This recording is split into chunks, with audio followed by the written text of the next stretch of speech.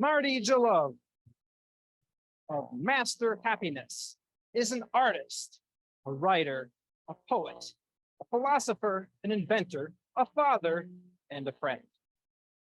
A euphoric optimist, persistently pursuing his passion of helping hundreds artists happiness. Marty is incredibly proud to say, after 20 plus years in the sales, marketing, management, Toastmasters has helped him launch his career as an international business and storytelling coach. He enjoys helping individual teams and business discover their inner bacon, their passion, their mission, and evolution, and teach them how to sizzle, savor, and soar. Let's welcome Marty as he discusses the secrets of the art of the small talk. All right. Thank you very much. Everyone hear me okay? They're adjusting the mic. We're good. Everyone in the back can hear me? Awesome. I hope you're in Zoom hear me as well. It seems to be going in and out a little bit, but that's not going to stop me because I can talk a little bit louder. So, the art of small talk. This is what I want to discuss today. This is so very important. As you can see by the screen here, when I was younger, I wanted to be a magician. I wanted to do tricks. I got every possible kit you could possibly imagine. Coming from the Chicagoland area, there was the Bozo Circus, and there was a magician called Wizzo the Clown. And he was performed by Marshall Brodeen, who sold a TV magic set. And I made sure my parents bought me every possible set you can imagine. But I'm not a magician. The reason I didn't put in the time, I didn't put in the effort. I didn't just, it wasn't my passion to really be a magician. My passion was something else. Momentarily, when I was younger, I really thought that's what I wanted to do. But obviously, I learned that if you don't put in the time, you're not going to be successful at it. And that goes along with everything we do right here in Toastmasters. I tell everyone all the time, and we know this, in order to be really good at presenting, at giving workshops, presentations, speeches, just even chit chat, you've got to put in the time. You've got to work at it. You've got to practice. You've got to contemplate your stories, contemplate situations that stories need to be shared. But deep down inside, something inside me still makes me that magician. Being a magician allows you to be anyone you want to be. Absolutely anyone that you want to be. So think about this. You young ladies over here, all right? If you could be the queen of the world, let me just throw that out. If you could be queen of the world, what would be the holiday? Shout out a holiday that you would either recreate or really put emphasis. Like, we don't celebrate it enough. What do you think?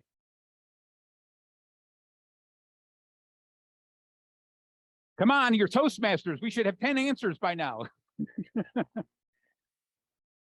What do you like? How about there? We got a hand back there. What's the holiday? Wait, we should celebrate Mother's Day even more?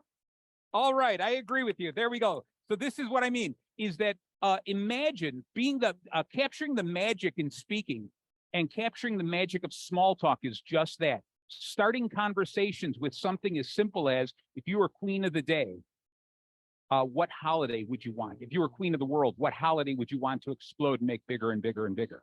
That type of question is a very simple question. We'll get back to that in a little bit. But I want to get back to Toastmastering in general. Okay, in the Toastmaster world, what do? We're always told, work on our 5 to 7 minute speech, right? Don't go below 4.5 minutes. Don't go over 7.5 minutes. We're taught this all the time. And we are diligent about it. We work at it. We practice for those contests to make sure. But how often have you walked into an event, a networking event, a cocktail party, just a group of gathering, and you walk up to someone saying, excuse me, I just want to take 5 to 7 minutes of your time. I just want to chat with you. I promise I will speak at least 4 minutes, 30 seconds, and I won't speak more than 7 minutes, 30 seconds. If I do, show me a red card and I'll shut up. Okay? That doesn't happen in the real world. So although the practice, learning how to give those speeches is great, keep in mind that it is practice. It's our first step to be incredible speakers. This is where the art of small talk comes in. And of course, I forgot my controller here. So what I want to do is this. I want to talk to you about the 5 R's of speaking. The 5 R's of speaking. Every time I go into a room, whether it's visiting a friend's house, whether it is walking in front of a group like yourself, whether it's going into a cocktail party, a restaurant where I'm going to meet someone, whether my wife says we have to talk, okay, and I walk into that conversation, I create the purpose in my mind. What am I trying to accomplish in this conversation? And I break it down to these 5 R's. Number 1 is the information that I'm going to share. Am I interested in just having the audience receive my information? Now, you know that sometimes we've heard speeches or we've given speeches that is nothing more than the audience is receiving our information. We quickly forget it. In fact, we can't even hear what the person is saying while they're talking. All we hear are the noises coming out of their mouth. And this is them just kind of receiving the idea that I'm speaking. This is the first level. The second level is reflecting. I would like to give you a message that you can take a moment and reflect upon and say, he made a couple of really good points. That's the second step of sharing information, speaking with people. The third is remarking. I would love to share some information that not only while I'm speaking, you're reflecting on, you're like, wow, that makes sense. I like the way he broke this down. But as I step off the stage, you might remark on it. You might come to me and say, hey, Marty, I absolutely loved your shirt, but the only thing that was better than your shirt was your presentation. Okay, so I want to hear these remarks. The next level, of course, is remembering. If I can give you something that you can remember in the future, the next day going, oh yeah, that's right, he did say that. What a good idea. Maybe I'll take some of that information the next time I have to put a presentation together. If that happens as a Toastmaster, I feel absolutely wonderful because I shared a message worth remembering. But the ultimate is that last one, repeating. If I can share something with you, if I can tell you something, some little secret, some little nugget, something that I can give you that you not only reflect upon, you remark to me, okay, but you also then go out and remember it and you repeat it.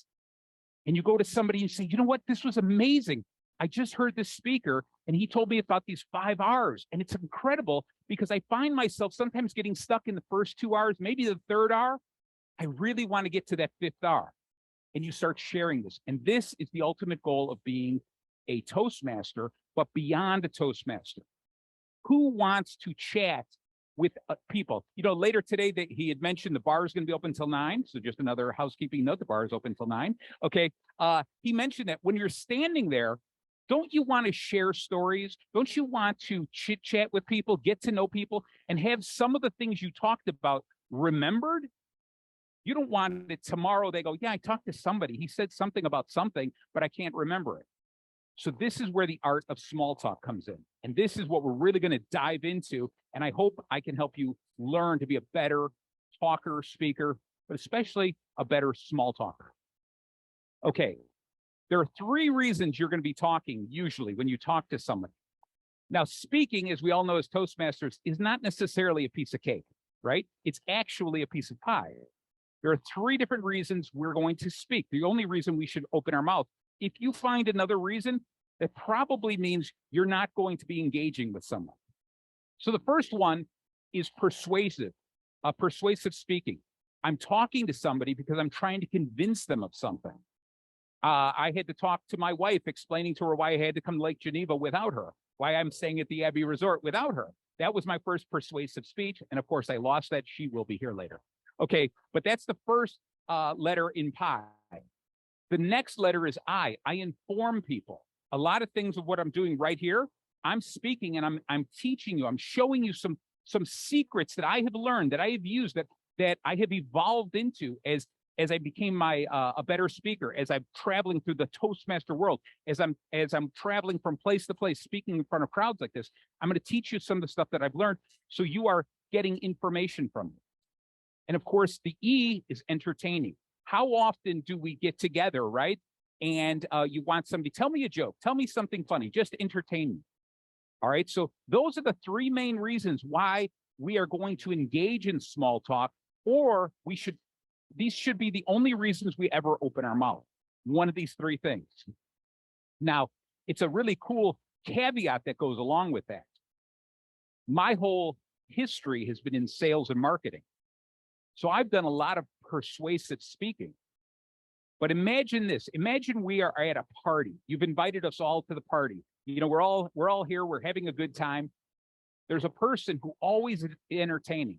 The person who shares these jokes, amusing anecdotes, etc.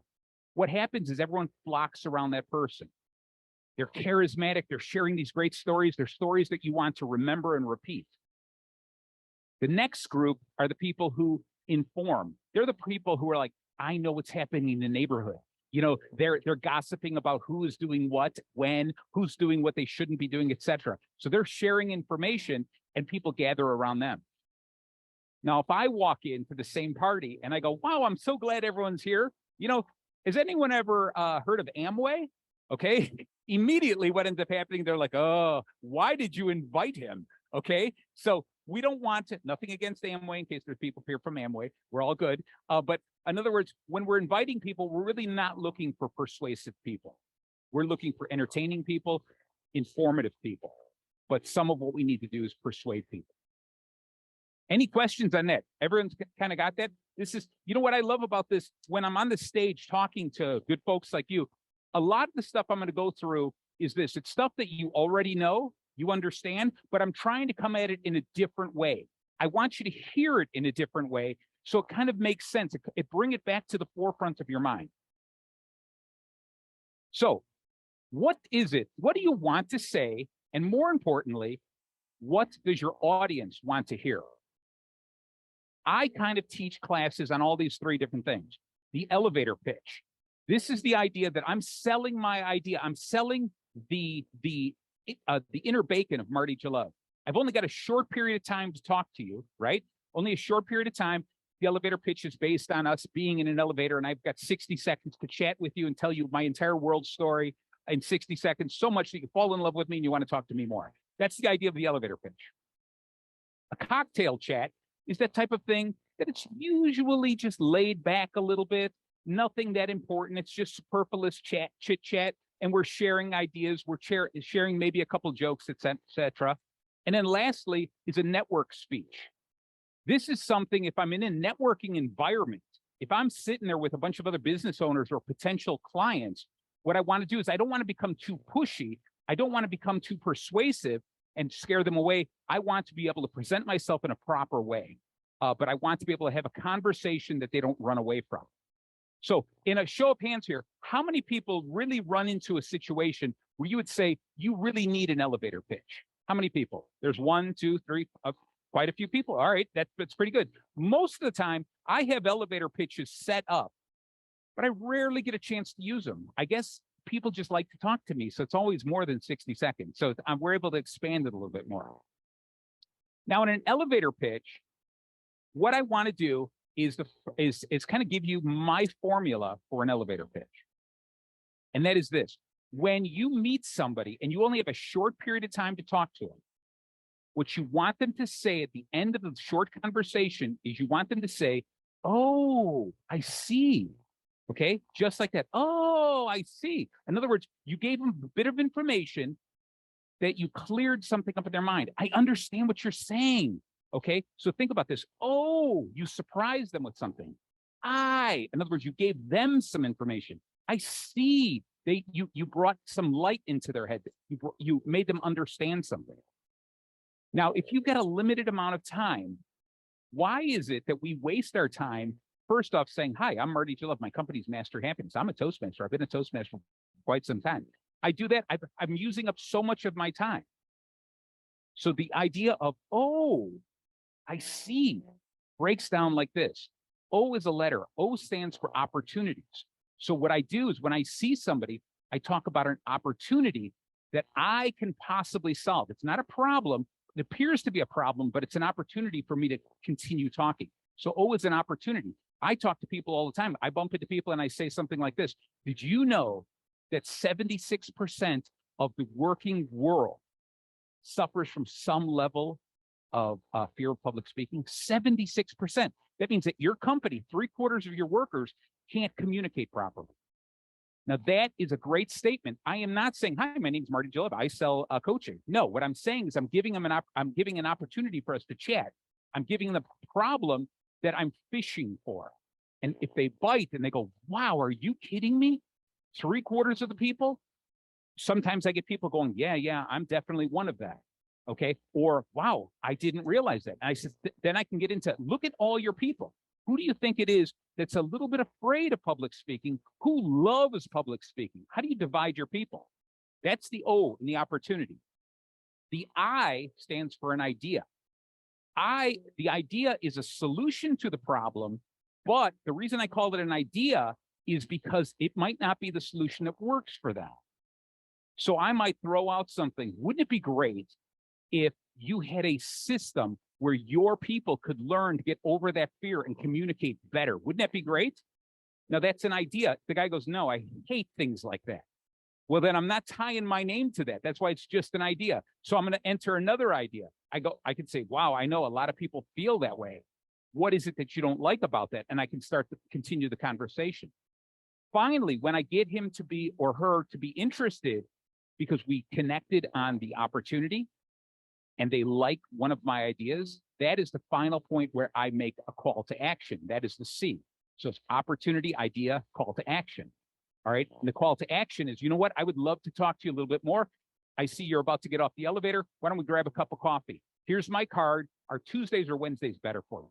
And we work on it like that. Now, notice how just that system allows us to have a really quick chat, and I'm able to filter out the customers that I might be able to use. And that's the first step in small talk, being able to focus my conversation on their needs.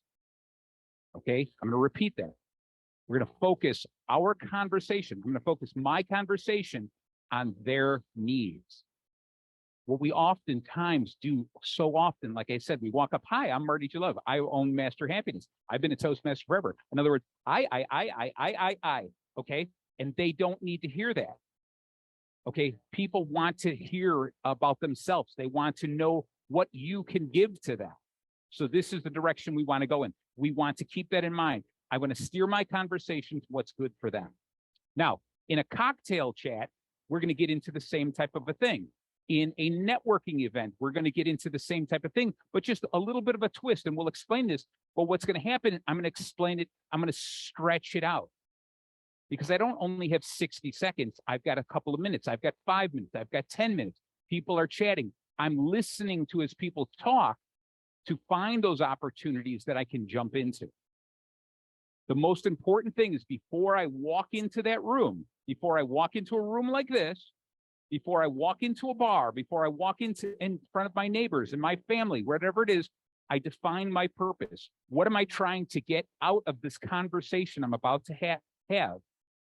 And it might just be pure entertainment. I might walk in and go, I'm just stopping here just for a couple of laughs. That's all I want out of it. Maybe I'm walking into a group and I'm saying, today I want to collect 3 business cards, 3 people that are legitimate business cards that I can do business with. But I'm walking into every room with a purpose, with an idea, an agenda, a goal, something. So when I walk out of here, I can say, I won, I completed my goal.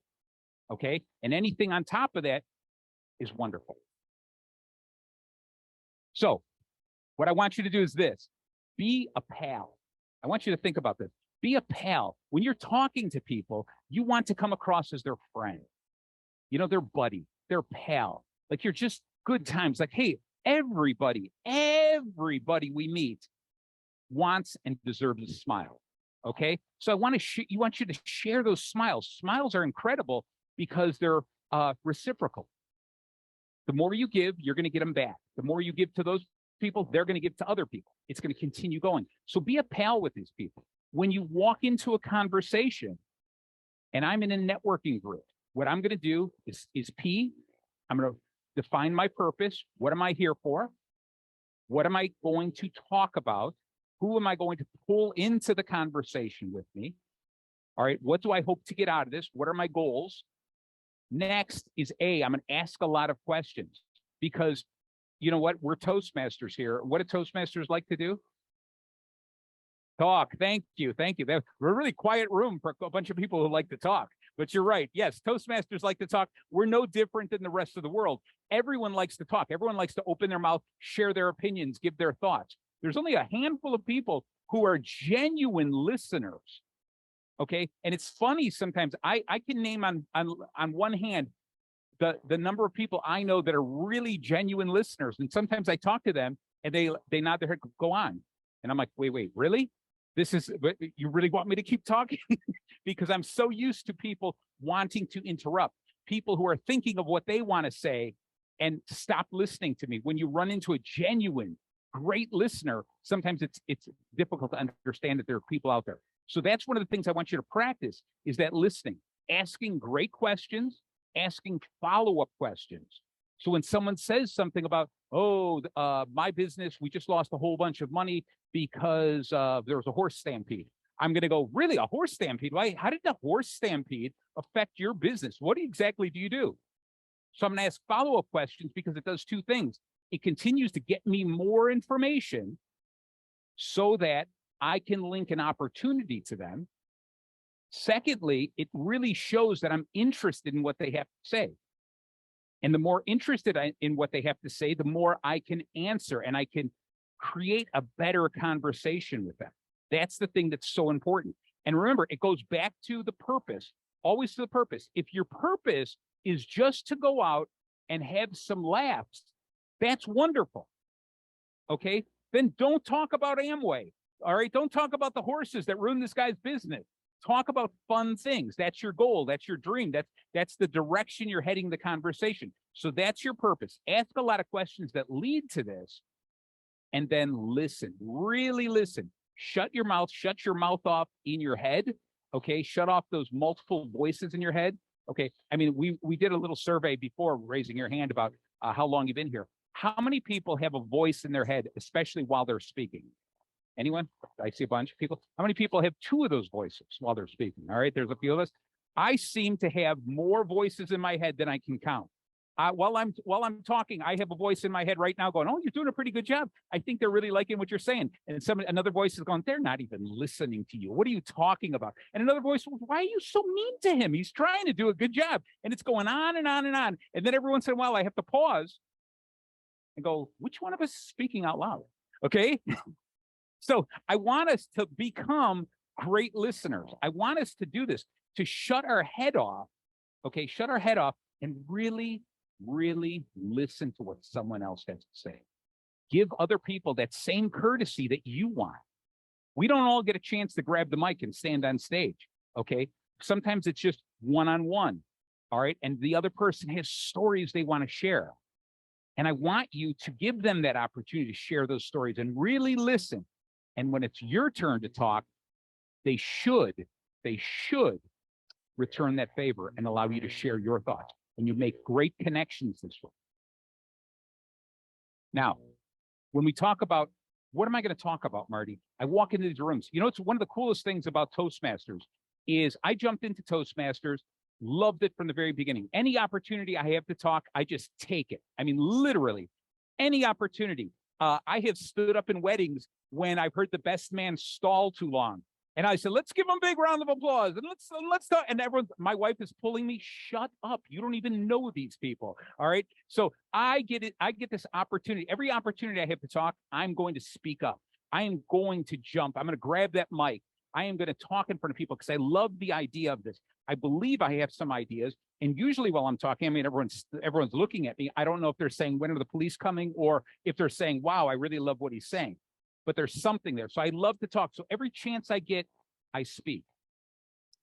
Now, my first year in Toastmasters, my very first year, what happened was I showed up at a meeting.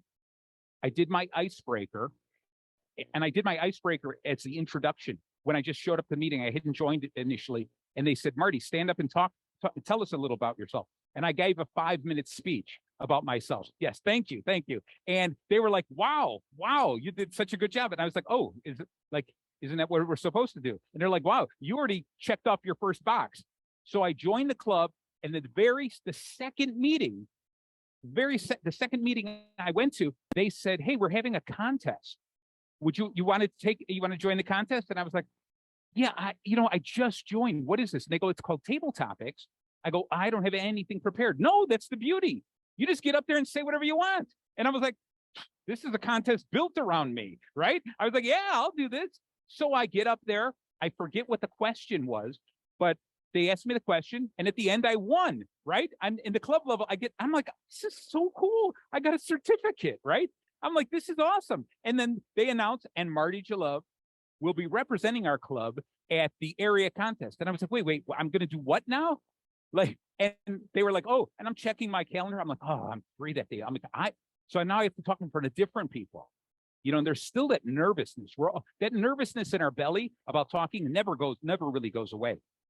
But I went to the area contest, and I remember walking into the area contest, and there were some other people competing, and I'm like, I don't know, this is silly. Like, you know what? Just the fact that I made it to the area contest, whatever this is, wonderful. And I looked over at the table, and there were trophies. And I was like, wait a second, I can actually win a trophy for talking, right? And they were like, yes. And I said, oh, I'm winning this contest. So I won the area, I won the division, and my very first year, I won the district table topics. Okay, just because I said, thank you very much. Thank you. I am very proud of that award. Now, people said, what happened was we were in the back of a room at the convention. There were hundreds of people in this convention. It was the first time, and I had to walk up to the stage. As I'm in the back of the room, they asked the question. I'm standing there. They asked the question. I have to walk up to the stage. And they asked this question. They start going through this idea. Winston Churchill once said, and I heard that, and I'm thinking, Winston Churchill? Like, I don't know what to say about Winston Churchill, right? But they finished the question. Winston Churchill said that being a great speaker is one thing, but knowing when to listen and keep your mouth shut is so much stronger. And I immediately smiled. My wife was in the crowd. My daughter was in the crowd. And these are two women who always make sure that I keep my mouth shut. Okay, I have to be a good listener. I walked up to that stage, delivered that speech wonderfully. I was nervous beyond belief, but I delivered it because in my head, I learned what I call this tripod method. I can set up, no matter what the situation is, I can create a conversation piece out of nothing. And the tripod is based on this. And I ask everyone this you come up with a noun in your head, and the noun could be a place I visited, something, a thing that I treasure, or maybe something I see laying around, or it's a person, someone who's very near and dear to my heart. And I think about that. Then I tie it to an emotion.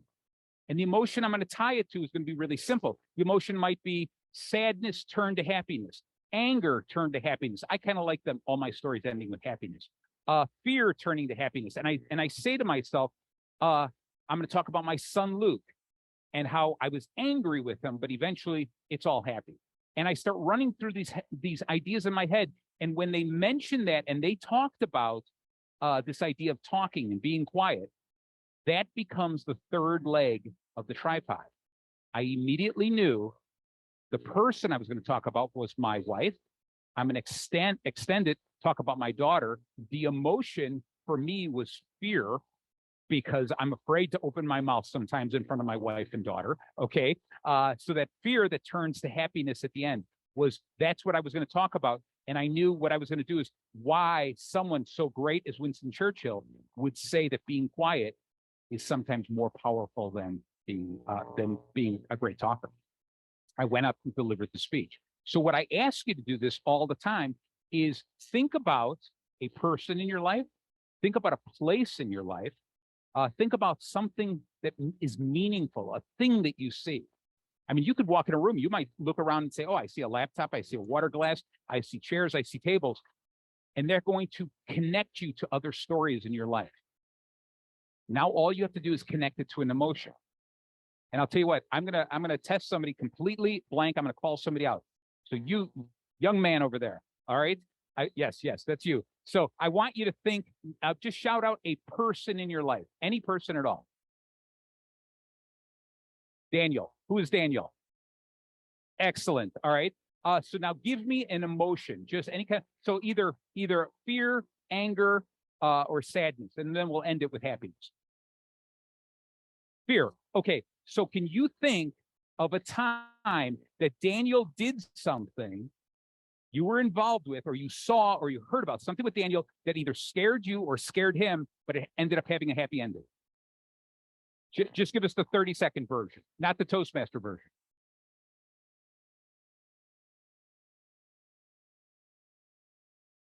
Yep.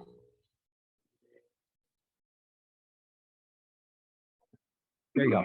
When my son was, sledding down the hill, Yep. got in an argument with two boys, and Sure. and I kind of wanted to go in there and break it up. I'm like, no, he's got to He's got to learn it. learn it by itself. So he handled it, and then everything was good after And that. happy ending. Beautiful. I'm Yeah. sure there's a lot more to the story, so I'm glad that you made it nice and concise. Now, think about this. I Now, have a better one though. what was that? I have a better one. No. Let's hold on that one. That one. I only have a limited amount of time on the Sure. stage, and I'm not giving it up. Okay, so here's the deal: is think about this. When could he use that story in, let's say, in a business conference? When could he use a story about his son getting into an altercation, him wanting to step in and help, but then he backed away and allowed him in the back?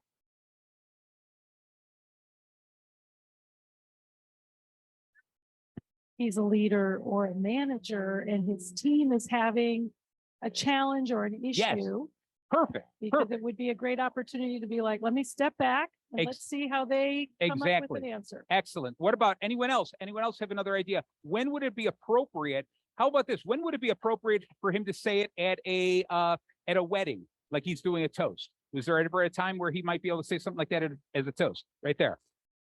So sisters are arguing about the shoes they were wearing. Wonderful, wonderful. Okay, so you see how we can go all around. Now, what I tell people to do is this pocket full of stories is a great secret.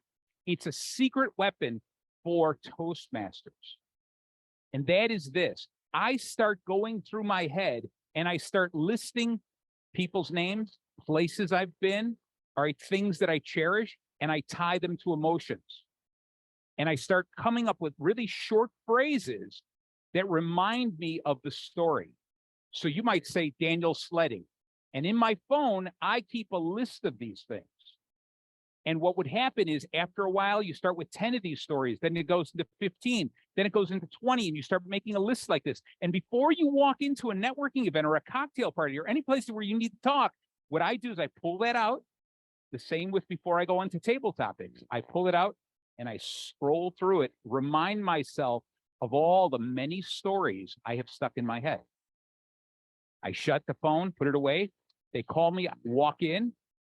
My head now is filled with opportunities, all these great stories that I can share, all these wonderful things. And all I need is the third leg of that tripod. They say something that I can connect.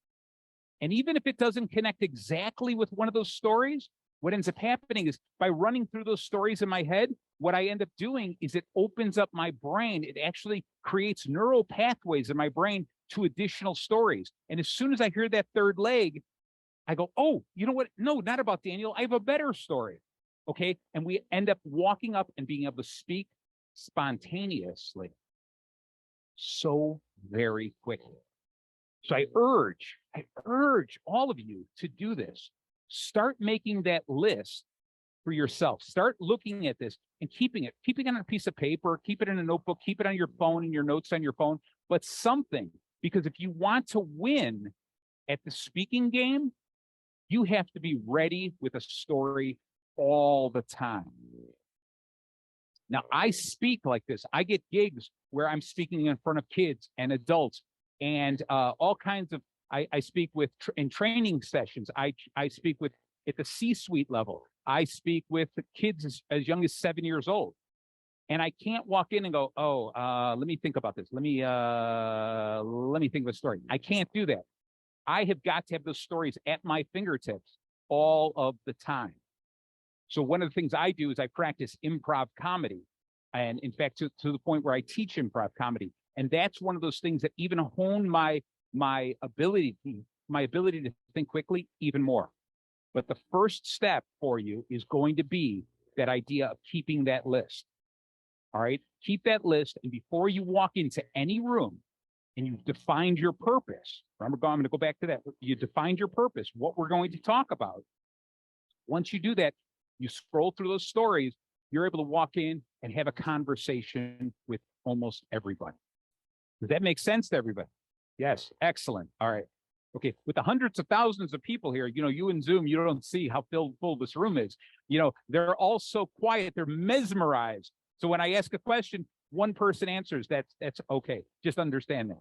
All right. So I want you to keep that in mind. So the nouns, the people, the places, the things that mean something to us, and those emotions. And you can expand those emotions, but I like keeping it nice and quick and simple. In other words, happiness. All my stories try to end with a happy ending. But the sadness, fear, and anger.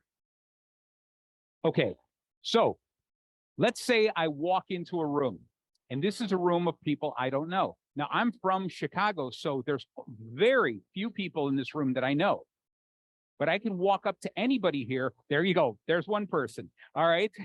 So I can walk up to anyone, anywhere, and start a conversation, because one of the secrets I have are these 3 A's. All right. And I want you to think about this. Just these 3 things that you can go into any room, up to any single person, and start a conversation. And the first thing is accolades. In other words, look at them. If you know something about a win that they had, something where they did something absolutely tremendous, you can tell them, let's say tonight you're going to have an award, right? Somebody's going to win the international speech contest. It's very easy for you to start the conversation with their award. You're proud of them. They made some type of an achievement. It's a wonderful thing. Tremendous. I'm very happy for you. Ask them a question that's a little off the beaten path. Don't say, how do you feel? Okay, because everyone's going to ask them that. Going, what was your greatest inspiration for that speech? When was the first time you ever even thought of this kind of a speech? Ask those kinds of questions. But you're talking about an accolade. Because again, if someone's going to talk to me about something I accomplished that I won at, man, I'm suddenly your best friend. I'm gonna be an open book and talk greatly about it. Nextly, I'm going to talk about a person's attitude. Okay, you can see me. What I'm doing is I walk in a room, I'm smiling, I'm having a good time. And if I see other people who are kind of down, I have no problem coming up to people, sit down and going, hey, it either looks like something bad has happened in your life, or maybe you're just deep in thought. Either way, what's going on in your head? All right. And I start conversations like that because I look at their attitude. If people are big and bold and they walk into a room, I want to walk up to them and saying, wow, I thought I was the most exciting person here, but you seem to own the room. What's your secret? What's going on in your head? Tell me. All right. And that's how I started, by talking to people about their attitude. And if you feel that you don't have an attitude as you walk into the room, fix that. Create an attitude. Create that own personal brand. Who are you? When you walk in the room, they should identify with you. They should say, oh, for me, it's Mr. Bacon. All right. It's Mr. Sizzle. It's Marty Jalove. It's Master Happiness. I've got lots of little nicknames. All right. Because I have identified myself. I brand myself like this. As you can see, I rarely walk out of the house not branded. Okay. In fact, to the point that if I ever walk out of my house in my town, Lake Zurich, if I ever walk out of my house without logos on me, people come up to me and say, is everything all right? What's wrong? What's wrong, Marty? Okay. So this is what I'm talking about, is enter the world with an attitude. Life is too short to be anything less than absolutely happy with yourself, absolutely proud of who you are, because you are all absolutely amazing. So find that, walk out with that attitude. And if you find people who are a little shy of that attitude, walk up to them, start that conversation, and see if you can turn it around for them. Lastly is attributes. Okay. And what I mean by this is anything that they do. You can comment on a person's shoes, their hairstyle. I mean, I used to have a hairstyle, but comment on anything and everything. You can comment on a person's shirt, their car, anything like that, because it's safe. Now, gentlemen, I'm going to tell you, be a little easy on this when you're talking to a woman. All right. I don't want to hear about you looking and staring at a woman, looking her up and down, going, I'm looking for something to comment on. All right. It's today's day and age, that doesn't really fly. So be very careful how you do that. But most of the time, you can definitely talk to somebody, anyone. You can start a conversation by bringing up their accolades, their wins, okay, their attitude, the way that they enter the room, the way they carry themselves, the way they present themselves, or their attributes, the way that they look, the way that they dress, the way that they speak, the way that they live, etc. Those are the things that these people are going to be most proud of, and it's a great way to start a small conversation. The next is people always ask me this. We're in a crowd, everyone is talking, they're chatting, and I'm standing off to the side, or worse yet, when it's a Zoom meeting, okay? And it's a Zoom meeting, and there's always one person who won't shut up, right? Okay, and I see a bunch of, I see one person volunteered that, all right? But there's a lot of times you go into a Zoom meeting and you're like, oh my gosh, I wish I had a chance to talk. And this is what's really rough, is that person has the true Toastmaster spirit, wants to continue to keep talking, right? But they don't realize that they're really not allowing other people to talk. This happens face to face, but it really happens a lot on Zoom. So when that happens, what I want you to do is this. The way to jump into the conversation, the way to cut them off is these 3 different ways. Number one, you praise them. When they're in the middle of saying something and they're saying, oh, so the other day I bought this great umbrella. You know, I have a collection of umbrellas, and I have red umbrellas and blue umbrellas and green umbrellas. My favorite are purple umbrellas. And they keep going on, you know, and you're sitting there going, Instead, go, wait, did you say you have purple umbrellas? You have purple umbrellas? I didn't even know they made purple umbrellas. Okay. By praising them like that, they allow you to step into their conversation. They allow you to interrupt them. And when you interrupt like that with praise, you can take over the conversation. And you can suddenly say, let's say I'm on a Zoom meeting, there's 20 of us, and one person is talking 15 minutes into the conversation. I can cut in with the praising going, yeah, purple umbrellas? Oh my God. John, did you hear that? She has purple umbrellas. John, what was the color of that couch that you bought the other day? And he's like, well, it's a brown couch. Oh, I love brown couches. And before you know it, you switch the conversation from whatever that person was talking about to something else. So you start with praise, and that steps you in. All right. The tougher part is you assert yourself. And this is more difficult, and it takes a little bit more oomph to do this, where you actually say, excuse me, stop just for a second. Okay. Can you repeat what you just said? You know what? I want to hear what you have to say. I want to hear a little bit more about this. John, what did you think about what she just said? So you assert yourself and you jump right into the conversation with some authority. Now you can see if you do this incorrectly, it can come across a little bullying. It can come across a little negative, but you've got to learn how to do this, because otherwise we're going to get run over. And the only other option you have is to sit and wait. And you wait and you wait and you wait. Okay. So instead, contemplate that whole idea. Contemplate throwing in a praise and do it with authority. Okay. Cut in, say something wonderful, and then try to grab the conversation and steer it back to something that you can all enjoy. Okay. So what I want to do is this. I believe this is, yes. What I want to do is this. I want to kind of end this whole idea with my last and favorite way that when I walk into a room and I have conversations with people is this. I call it these oddball, off the wall, fun for all questions. And remember, we started before when I'd asked you if you were queen of the world, what you'd want to do. I want you to look at this picture I have here. Okay. And I want you to kind of, someone here, right here. Can you describe that picture? Yes. I wanted to make sure you're staying awake. I see a lion on an island getting ready to read a book. Awesome. Awesome. Perfect. Perfect. So I want you to let this kind of imagery burn in your head. So, you know what? Let's give her the mic. She was doing such a good job. So what I love about this is this. If you were stuck on a deserted island, you know, I walk into a networking event, a cocktail party, et cetera, whatever, and I walk up to people, I go, oh my God, I'm so bored with the same types of conversation. Here's a question for you. If you were stuck on a deserted island, not desert island, that's a whole different question, but a deserted island, all right, and you only had 3 books, what 3 books would you want with you? Go ahead, tell me. What 3 books would you most want? I think the first book would be one that I can read over and over, and that's The Princess Bride. Nice. I love it. Awesome. Awesome. Another book that I really enjoy is Rose Matter by Stephen King. Wonderful. Okay. And the third would be whatever random book I can pick off the library shelf.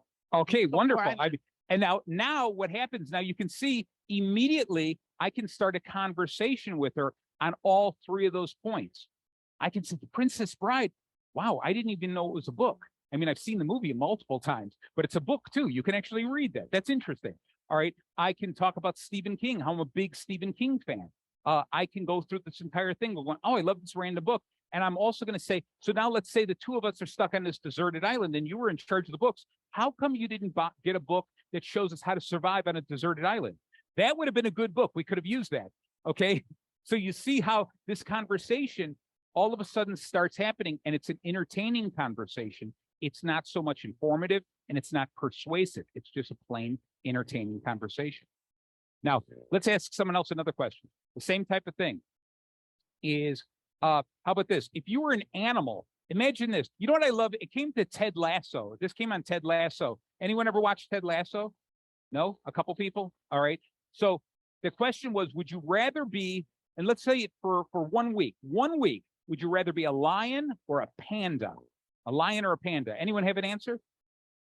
Come on, there's got to be somebody up there. Somebody, what would you rather be, a lion or panda? There you go. There's somebody. I like how this guy's running all over with the mic. Beautiful.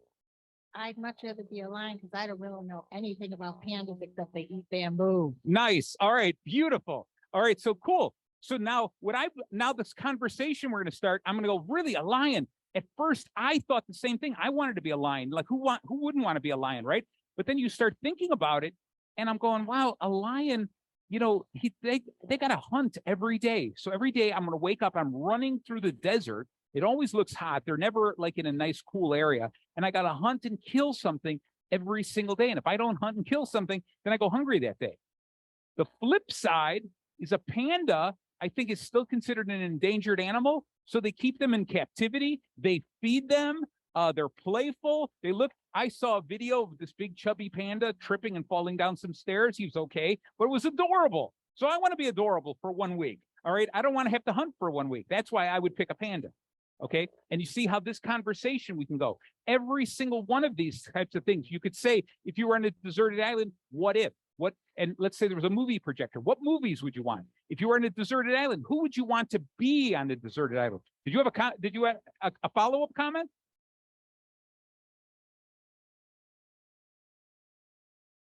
Nice. No, perfect.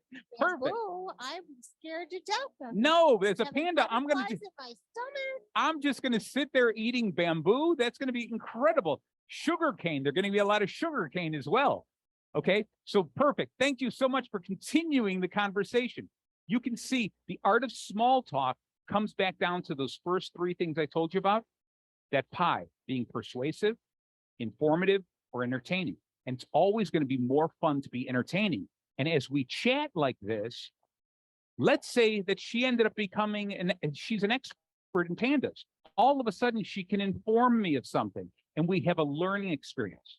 So I encourage all of you this evening, this weekend, walk out of your shell, step out of your comfort zone, walk up to somebody, another Toastmaster that you have never met. And it turns out if they're not a Toastmaster, maybe they're just a guest here, doesn't really matter. Walk up to a complete stranger and just start a different type of conversation. Use an oddball, off the wall, fun for all types of questions. What if you were on a deserted island? What would you bring? If you could bring 3 things from your kitchen, what would you bring? What books would you do? If you were an animal, what kind of animal? If you were king of the day or queen of the day, what would you do? What holiday would you want to make? What would be your loyal decree? What would be the thing that you would change in the world? You start asking questions like this and you dig down deep into people's soul, something that they can share in a nice, fun way without really attacking them. It's no pressure. This is what I want you to do. Now, the most important thing to remember, and if you remember when I started about me being a magician, is having fun is where the magic really happens. And this is not just limited to small talk. This is limited to everything you do every day. Go out of your way to smile, share those smiles. create an environment where other people can smile and have a good time, have fun, because we're not promised a tomorrow. We are on this earth only a very small amount of time. So why not have fun while we're doing this? And you can have the best time. I want to make sure that as I'm walking through the bar later tonight, again, like he said, the housekeeping bar will be open till 9. Okay, I want to make sure as I'm walking through there, I hear people asking some of these oddball, off the wall, fun for all kinds of questions, and just starting conversation. I want to hear the entire Abbey Resort laughing because Toastmasters was here. Okay, so thank you very much. Thank you. I'm gonna just tell you one last thing. Thank you. I gave everyone a sheet there, a learn and grow sheet. And if you look at this, the top 3 things, and this is something that's important to you, and I'm not collecting them, they're for you. I want you to list out the 3 things that you learned today. Okay. The 3 things that you're going to do with those things that you learned. Okay. Yeah, go ahead. Pass them out. The 3 things you're going to do with those, and then the action steps and what you hope to get out of that once you put these things in action. And then at the bottom, you will see a big square there where I want you to write a promise to yourself that you're actually going to do this. Too often we listen to speakers talk, right? And we go, wow, that was wonderful. We clap, we walk away, and we immediately forget it. I don't want you to forget what I said. I want you to receive my message, reflect upon it, remark. I want you to remember what I said by writing it down, and I want you to repeat it over and over and over again. Thank you very, very much. Thank you. Thank you, Marty, All right. sharing with us the first pillar, 31st insight. All like that, man. Wow. Nice. Thank you. Thank you very much. Thank you. See you at the bar. Another hand for Marty.